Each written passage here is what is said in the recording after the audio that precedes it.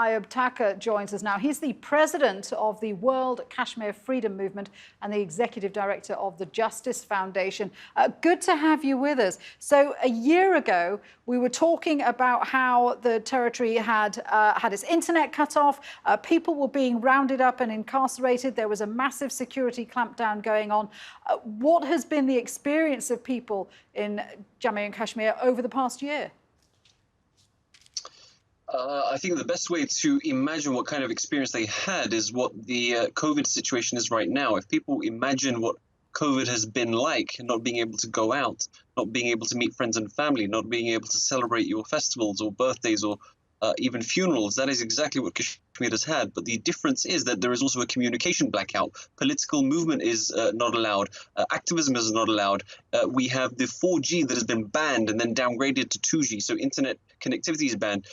Journalism, even that has also suffered. So we have Ghazi Shibli, who already spent 9 months in jail after he broke the news of India abrogating Article 370 and 35A, who was again arrested the day before Eid. I mean, this is a man that's already spent 9 months. So the people inside Kashmir, the situation is still the same. If people can imagine COVID-19, or as people have gone through COVID-19 for the last several months, it is 10 times worse, if not 100 times worse. The situation never gets better in Kashmir. If anything, it always gets worse.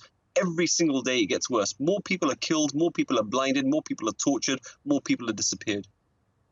And we've been hearing that New Delhi has been passing a raft of new laws and policies. Instead of engaging with the people, the critics are saying that what they're trying to do is change the demographics inside the area by giving Indian residents the right to settle there. What do you make of that? You're absolutely right. We've recently seen 400,000 domicile certificates, which means that non-resident Kashmiris, Indians, can now permanently reside in Kashmir.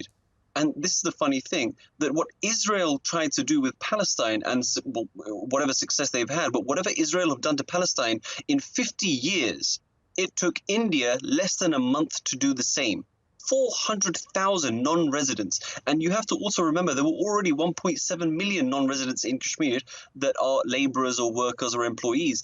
And we've also seen recently thousands upon thousands of buses that India have sent into Kashmir with migrants and even military personnel in civilian clothing, as well as intelligence agencies. So we've seen the hallmarks of demographic change, but this isn't new. We've seen this before. We've been warning the international community before. Now, we've already been talking about how Kashmir has suffered under genocide, ethnic cleansing, war crimes, crimes against humanity. Now we're seeing demographic change as well.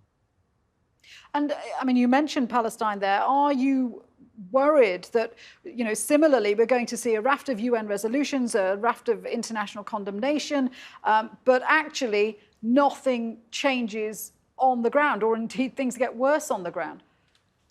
Unfortunately, that is the reality. Whatever's happened to Palestine, it's not even Palestine. If you see other conflicts, what's happening with the Rohingya as well, or other various different nations that suffer, the United Nations sit down, they discuss, they debate, they deliberate. They maybe the Human Rights Commissioner will issue a report, but there is no real follow-up. And the only follow-up that we actually see is when we have other nations that try and intervene, or at least try to condemn or place sanctions. Now, these things we've never really seen before. At the most, we've seen reports that are published by Amnesty International, Human Rights Watch. We've seen, particularly post-August 2019, where the international media, be it TRT, BBC, CNN, that they started to talk about Kashmir a lot more and cover the facts from the ground. But that was in relation to India claiming that there was some kind of fake news being propagated by the Western media and other media houses. So in relation to output and outcome and what we can see for the future, it is totally and utterly dependent on the international community to actually condemn what is happening in Kashmir. And I'd like to also mention that when we saw what happened with the Holocaust, the world said never again. When the world saw what happened with Rwanda, the genocide in Rwanda, the world said never again. The ethnic cleansing in Srebrenica, the world said never again. I just hope that we will not have to see any of those things happening in Kashmir in the near or in the distant future. Thank you very much indeed for joining us. Muzzammil Ayyub Thakur there.